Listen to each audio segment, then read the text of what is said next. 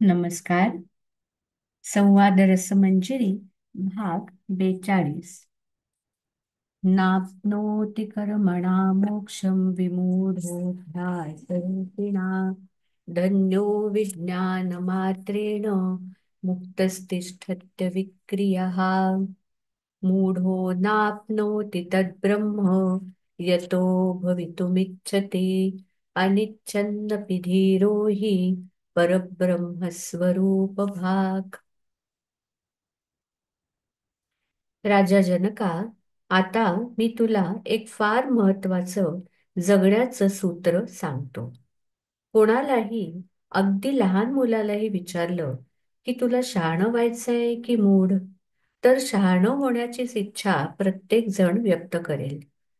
पण व्यवहारातलं शहाणपण मिळवताना फार जमवाजमव करून, पुष्कळ गोष्टी शिकून, त्यांचा अभ्यास म्हणजे एकसारखी पुनरावृत्ती करून आणि काहीतरी आपल्याला बनायचं आहे, जगाला आपलं थोरपण सिद्ध करून दाखवायचं आहे, अशा तयारीने माणसाला वागावं लागतं. आणि अगदी थोडेच जण खऱ्या अर्थाने कुशल म्हणून सिद्ध होत असले तरी प्रत्येकालाच हिरिरीने वागण्याचा संस्कार घरोघरी सगळीकडे दिला जातो. आणि युगानुयुग मानवजात उघडपणे किंवा आत खोलवर एका ईर्षेची, द्वेषाची, स्पर्धेची जपणूक आपल्या मनामध्ये करत असते. पण राजा जनका, परब्रह्माची म्हणजे आपल्यात स्वरूपाची प्राप्ती होण्यासाठी मात्र एकच गोष्ट आवश्यक असते आणि ती म्हणजे सतत काहीतरी बनण्याची, जगाला सतत मी कोणीतरी आहे हे दाखवून देण्याची प्रवृत्ती पूर्णपणे चित्तातून नष्टच झाली पाहिजे. तिचं मूळच उखडून टाकणं, ते बीज पार जाळून टाकणं आवश्यक आहे. तू म्हणशील की यात काय कठीण आहे? पण तसं नाहीये राजा. ते वाटतं तेवढं सोपं नाही. तुला जे मिळालं ते मला मिळालं नाही तरी रुखरुख वाटून घ्यायची नाही.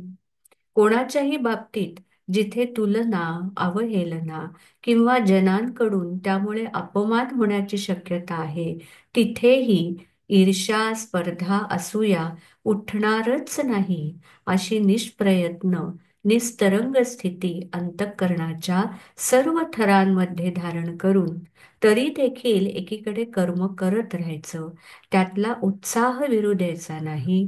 मुलाबाळांना, शिष्यांना समग्र जीवनाचं शिक्षण देत त्यांच्या त्यांच्या अधिकारानुसार स्पर्धारहित जोशाने, निरहंतेच्या शर्थीने उद्यम करायलाही शिकवायचं. त्यांना नवी नवी ध्येय द्यायची, स्वतःही सुंदर नवी नवी जीवनाची क्षेत्र अनुभवायची आणि तरीही स्वतःमध्ये आत कुठेही तुलना, स्पर्धा, ईर्ष्या, काहीतरी बनण्याची ओढ अजिबात न उठता फक्त सत्य परब्रह्मातच प्रतिष्ठा, नित्य स्थिती राहील अशाच तऱ्हेने वाणी, मन, देह, प्राण सर्वांचे चालन व्यवस्थित ठेवायचे. ही अत्यंत गहन युक्ती म्हणजे यौगिक स्थिती आहे. ती जगण्याची परमसुंदर आणि कठीण कला आहे. आणि मुख्य म्हणजे जन्मोजन्मी मानवाला शिकवलेले पुनरावृत्तीच्या अभ्यासाचे आणि यांत्रिक परिश्रमाचं हे क्षेत्र नाही.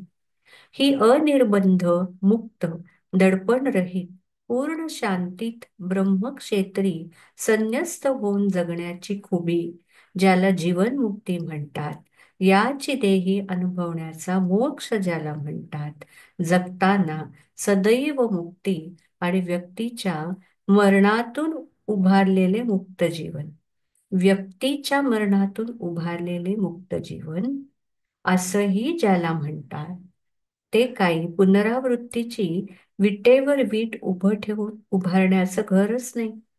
ते आहे निरालंबी निवासस्थान. आकाशाची मोठ बांधून व्यक्तित्वाला पायदळी तुडवत अनाभ्यासाचीच वाट चालत राहायचं. प्रज्ञेत स्फुरणाऱ्या विवेकाच्या गारगोटीतून उमटणारे चित्त तेजाचे उन्मेष पूर्ण अक्रियतेच्या ओंजळीत भरून घ्यायचे आणि क्षणोक्षणी आपण कोणी नाही एवढंच अनुभवायचं. मग निराकार निरंजन अरण्यात आपण ते निरंजनच होऊन गेलेले असतो. ती मुक्त दशा अव्याहतपणे तेच धन्यजन अनुभवतात, जे ज्ञानाचे अशा अनुभूतीरूप विज्ञानात परिणयन करू शकतात. मुक्तीची वरमाला त्यांच्याच कंठी रुळत असते. आणि पुन्हा सांगतो राजा, अभ्यास, पुनरावृत्ती आणि तू पुढे गेलास तर मी तरी कधीही जाईन, ही ईर्ष्या हृदयात बाळगणारे नुसतेच मूढ नाही, विमूढ म्हणजे विशेषेण प्रकर्षेण मूढ होऊन राहतात. कारण ते एवढे अभ्यासाचं ओझं वाहून वाहून, पुनरावृत्तीचे धडे गिरवून गिरवून आणखीनच मंद होतात आणि एका क्षणात आत्ताच सांगितलेल्या विशुद्ध चित्तात जो विज्ञानोन्मेष प्रकटतो आणि त्या धन्य जीवाची सगळी जीवन दशा बदलणारा जो अनुपम मुक्ती सोहळा, त्याला हे विमूढ सदैव पारखे होतात. कारण मुक्तीच्या प्राप्तीचं रहस्य, जी स्पर्धारहित प्रयत्नरहित स्वस्थता, तिला अंगी मुरवणं त्यांना अशक्य असतं. त्यांची घडण झालेली असते ईर्षेतून, त्यांचा जन्म आणि वर्धन झालेले असते स्पर्धेतून, द्वेषातून, काहीतरी बनण्याच्या असोशीतून. त्यांची पेशी पेशी तुलनेला सवकलेली असते. त्यांचं असणं, बसणं, उठणं, घर मांडणं, संसार करणं, विद्यार्जन, एवढंच काय, मुलं जन्माला घालणंही स्पर्धेच्या आणि अहमच्या आकांक्षा पूर्तीसाठी असतं. आणि त्या मुलांनाही तेच स्पर्धेचे संस्कार देणं, त्यांना धनाचे आणि मानाचे पुजारी बनवणं, यासाठी ते सदैव धडपडतात. म्हातारे झाले तरी कोणाशी तरी तुलना करून त्या अमक्यापेक्षा मी बरा असं म्हणत राहतात. आजारी पडले, मरायला टेकले तरी मान उंच करून त्या अमक्यापेक्षा मी दुःखी तर नाही ना, म्हणून टवकारून पाहतील. आणि जगताना कोणत्याही वयात आणि कोणत्याही क्षेत्रात सतत तुलनेसाठी मुद्दाम उठून एका ज्ञात प्रांतातली चौकट आखून घेतील. एक आवृत्तीची, अभ्यासाची पठडी स्वीकारतील आणि म्हणतील, त्या निमित्ताने अभ्यास होतो हो. पण त्यांच्या हे लक्षात येत नाही की ही अभ्यासाची चौकट आपण एकतर आपल्याला ज्ञात अशा म्हणजे मनाच्याच कक्षेत आखली आहे आणि ती देखील आपली सांसारिक घडी घट्टमुट्ट राहील अशा उद्देशाने तिला पूरक इतपतच आखलेली आहे. आणि आपण त्यातही जे श्रेष्ठ ठरणार आहोत ते फक्त त्या अमुक अमुकाच्या तुलनेने.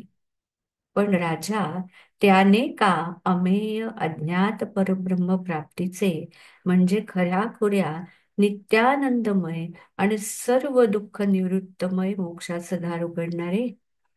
अरे तो अभ्यास म्हणजे का अस्तित्वातली आमूलाग्र क्रांती? छे छे राजा, ते केवळ सर्व एक कल्पित मायाजाल असते, ज्यात ते विमूढ अधिकच अडकत जातात. आणि आता राजा, तुला लक्षात आलं असेल की ज्ञात अशा सांसारिकतेच्या रिंगणातच खेळत आणि काहीतरी सारखं बनण्याचे इमले म्हणजे हे माईक वाळूचे किल्लेच बांधत जे आयुष्य काढतात, ते मूढ काहीही बनवत या संसाराच्या संकल्पनांमधील ब्रह्मदृष्ट्या काल्पनिकच अशी कितीही यश, वैभव, गृहगोत्र मित्रादी त्यांना मिळवत, पण त्या नित्य नूतन, अमेय, अज्ञेय आणि त्रिपुटीला सदैव अप्राप्त अशा परब्रह्मात ते मूढ कधीही पोचू शकत नाहीत. अरे, जमिनीलाच घट्ट धरून ठेवणारा आपल्या पंखांमध्ये ताकद निर्माण करून आकाशात भरारी कशी घेणार? त्यासाठी ही ज्ञाताची, मीपणाची, परिच्छिन्न संकल्पनांची आणि काहीतरी मिळवण्याच्या दडपणाची बिनलेली चित्तभू सोडायला तर हवी ना. या उलट एखादा जगावेगळा खऱ्या धीराचा मनीषी इतक्या उत्कटतेने अनन्यतेने हे ज्ञाताचं गाठोडं फेकून देऊन सहजच उड्डाण घेतो की त्याला ब्रह्मात पोचायचं आहे असा संकल्प, अशी इच्छाही न करता आपण त्यात पोचलो देखील हे अनुभवायलाच मिळतं. मी आणि ब्रह्म म्हणजे प्रापक आणि प्राप्तव्य अशी द्विपुटी तर तो बाळगत नाहीच. पण स्वभावतःच त्याला प्रपंचात वावरतानाच साधलेला सम्यक न्यास म्हणजे दर क्षणी योग्य तेच घ्यावं आणि अयोग्य ते टाकावं हीच प्रेरणा त्याच्या विशुद्ध मनाच्या डोहात तरंग रूपाने प्रस्फुरत असल्याने त्याच्याकडून त्या प्रेरणेनुसार जिथे पोचणं होतं ते सर्वस्वी योग्य, हितकारक, परमसुखाचं ब्रह्मधामच असतं. त्यामुळे बाह्यतः तो काही मिळवण्याच्या खटपटीत जगणारा व्यवहारीही नसतो आणि कदाचित त्याच्या साध्या-सुध्या सांसारिक भूमिकेतही आणखी हे अत्यंत अनिहतेचे सम्यक न्यासाचेच विज्ञान तो जगत असल्याने फारच साधा, स्वतःची कोणतीच विशिष्ट प्रतिमा सातत्याने निर्माण न करणारा, जगाच्या दृष्टीने काहीही बनत न बसलेला आणि त्यामुळे जवळजवळ अस्तित्वातच नसलेला असा जणू अभावरूप राहतो. आणि तरीही तो इतका तेजस्वी, इतका भाग्यवान असतो, ज्याच्या उंजळीत साक्षात ज्ञान सूर्य येऊन पडला आहे. ज्याला हे सगळं जगाच्या दृष्टीने विपर्यस्त पण ब्रह्मज्ञानाला अत्यंत पूरक असं चित्त मिळालं. जीवनात घडलेल्या घटनांचाही ज्यांनी सतत असाच विचार केला की जेणेकरून शास्त्रांना अभिप्रेत असलेला नित्य ब्रह्म वस्तूचाच पूर्ण विवेक त्याचे ठिकाणी पक्व होत गेला आणि त्याच्याकडून सहज प्रेरणेने घडणारा विशिष्ट व्यक्ती, पदार्थ, घटना आणि संबंधांचा त्याग हा साक्षात परमविरागाचंच अवतरण ठरला. आणि त्यामुळे आता ब्रह्ममिलनाचे स्वभावतः तोच ब्रह्म असण्याचे सकल भाग्यांचेही शिरोमणी असे सौभाग्य तो बसल्या जागी इच्छा न करताही भोगतो आहे. या भागात इथेच थांबूया. नमस्कार.